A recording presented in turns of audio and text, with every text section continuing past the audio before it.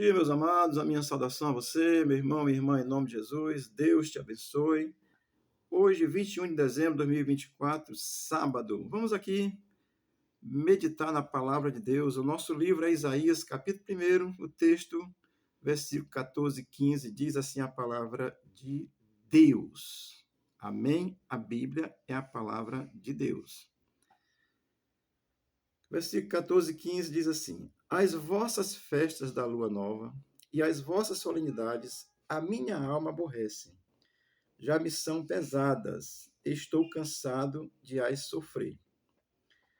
Pelo que, quando estendeis as mãos, escondo de vós os olhos, sim, quando multiplicais as vossas orações, não as ouço, porque as vossas mãos estão cheias de sangue.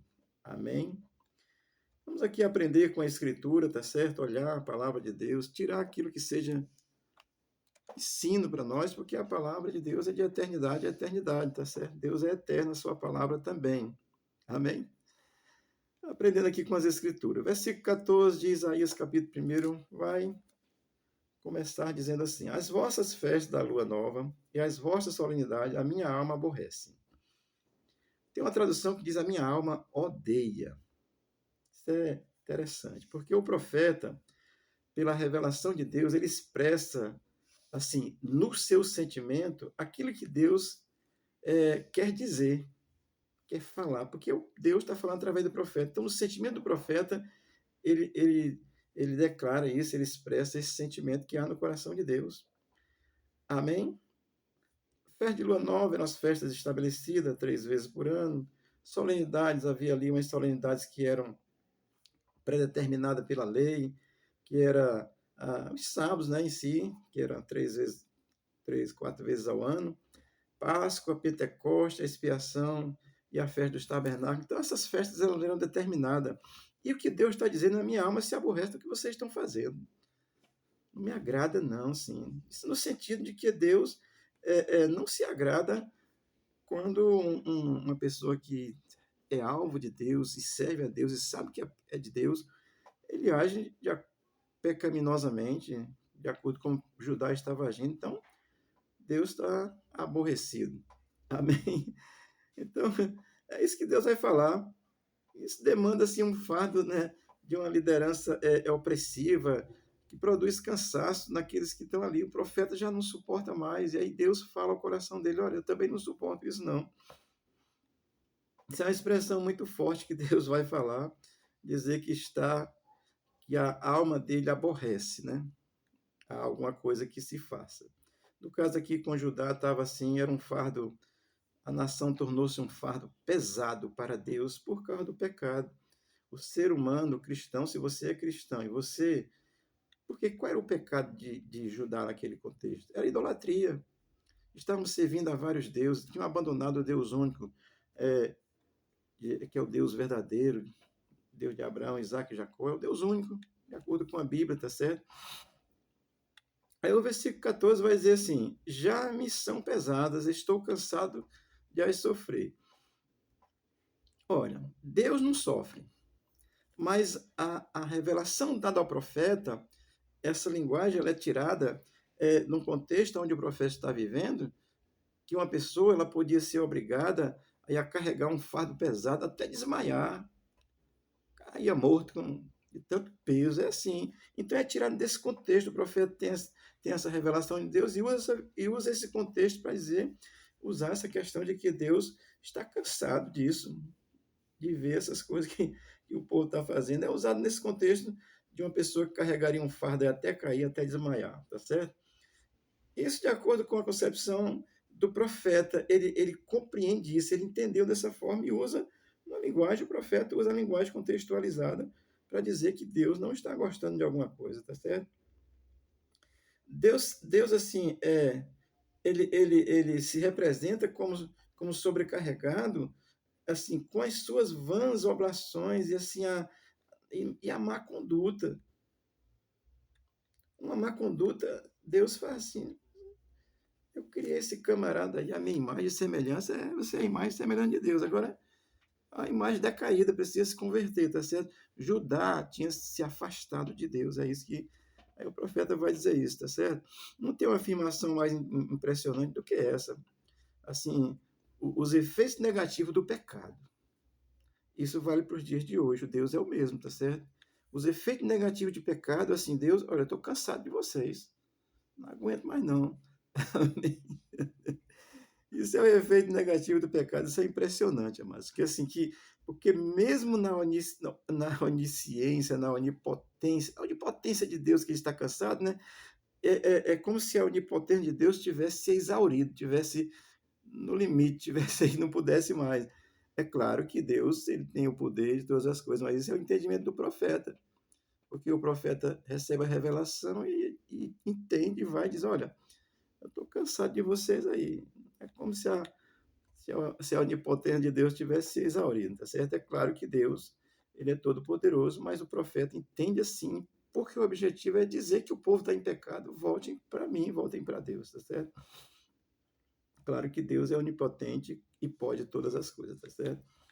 Inclusive revelar isso ao profeta. O versículo 15 vai dizer assim: pelo que quando estendeis as mãos, escondo de vós os olhos. Ou seja, Deus não está vendo. Claro que Deus não quer ver. Tá certo? É como se alguém tivesse me mostrando alguma coisa. Não estou interessado nisso, não. Né? Por exemplo, uma pessoa querendo mostrar aí uma revista pornográfica, um filme pornográfico para um crente. O crente não vai estar interessado em ver isso.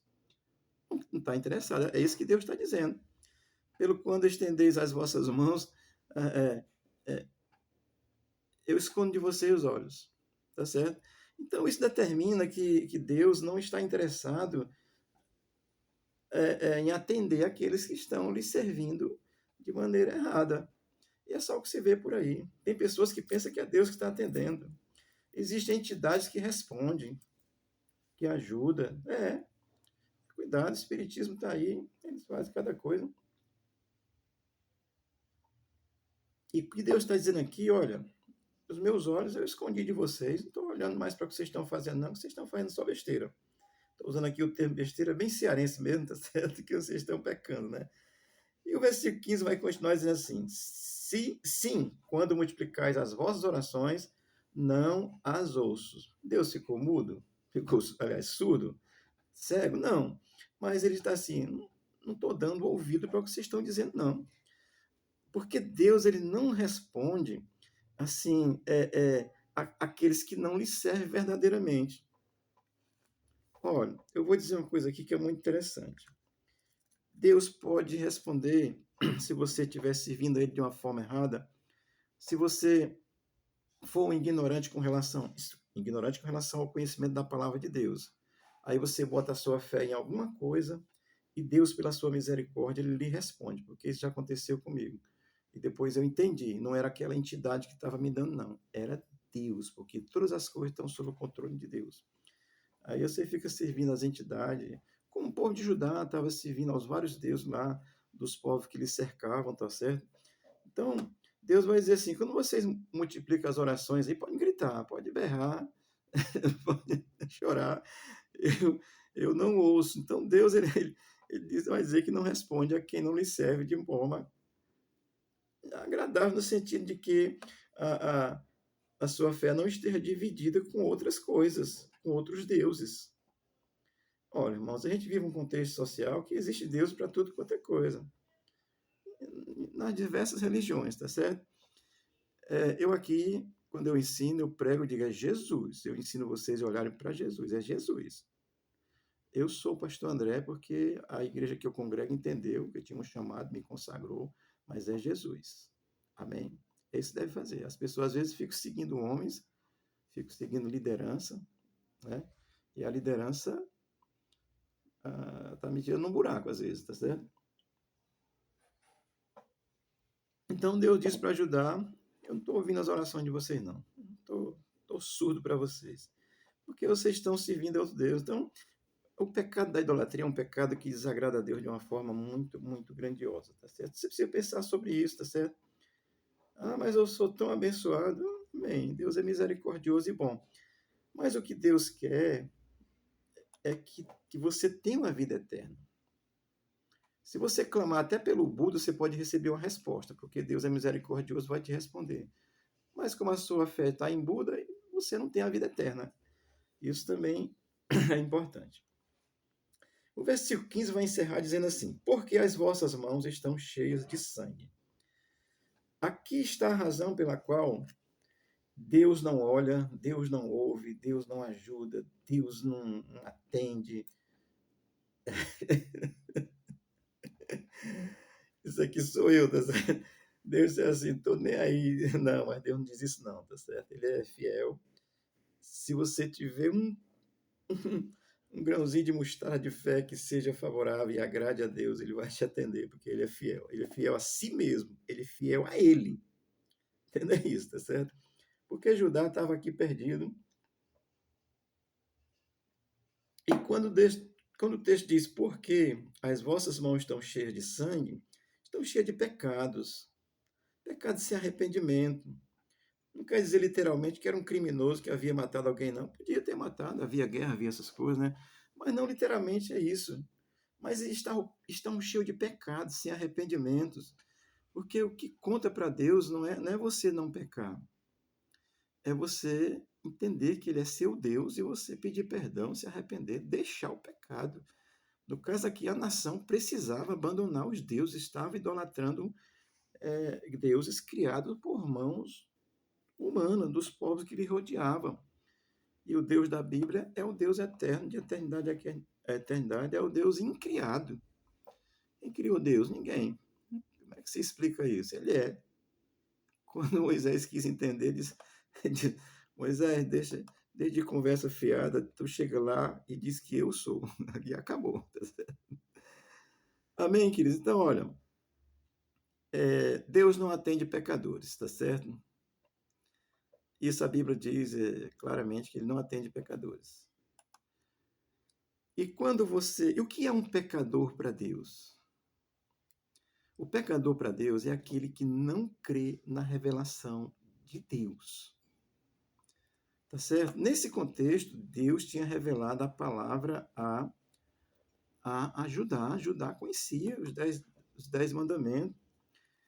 E os 10 mandamentos estão lá. Ele começa com dizendo: não terás diante de ti outros deuses, né? Quando entrarem nas terras, tal, tal, tal, não servirá aos seus deuses. Então, o mandamento estava lá, e Judá sabia disso, e estava exatamente cometendo esse pecado terrível diante de Deus.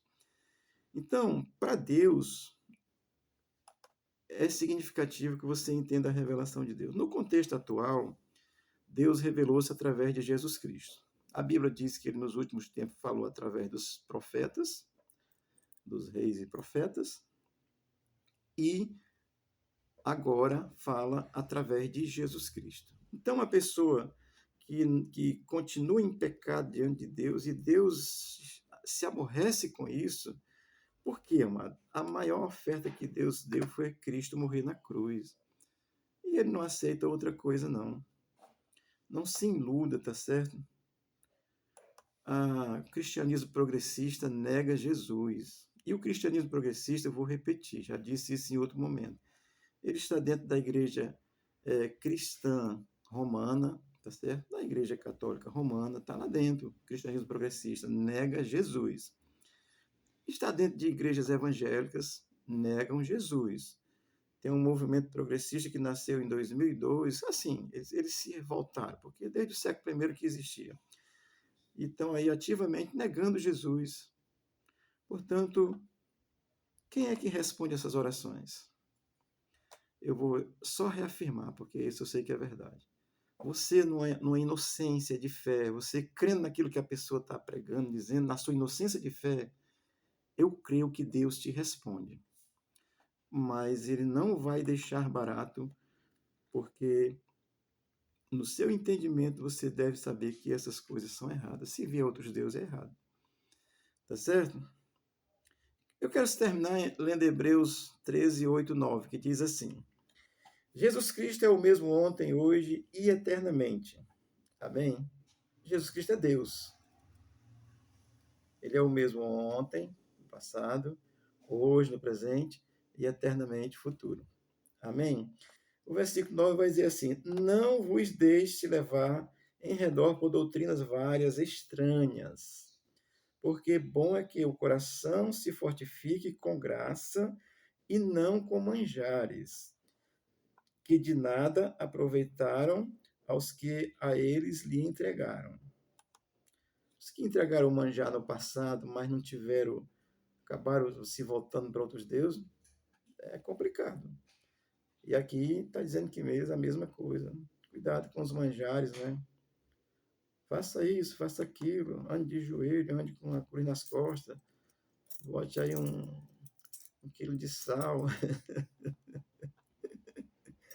Sal é bom para churrasco, né? Amém. Amado, essa reflexão aqui breve para você. Que você possa entender que Jesus Cristo é a revelação de Deus. E a principal mensagem da Escritura é que você possa crer em Deus, revelado na pessoa de Jesus Cristo. Naquele contexto, o Deus de Abraão estava ali falando, Judá conhecia isso. Estou lhe falando porque a palavra ela é contextualizada, porque Deus é de eternidade a eternidade. Amém. Deus te abençoe, que você possa compreender essas coisas, que você não desanime, que você se volte para Deus, tá certo? Para que Deus possa olhar assim e não dizer como ele disse através do profeta: eu não estou olhando para vocês, eu não estou ouvindo vocês, eu estou aqui em sofrimento por causa de vocês. Não é que Deus esteja lá, mas é o que o profeta entende e declara nos ensinando. E você alegra o coração de Deus. E para alegrar Deus, amados, é entregar a sua vida a Jesus e aceitá-lo como Senhor e Salvador. Amém? Deus possa assim te abençoar graciosamente, você possa ler a Escritura.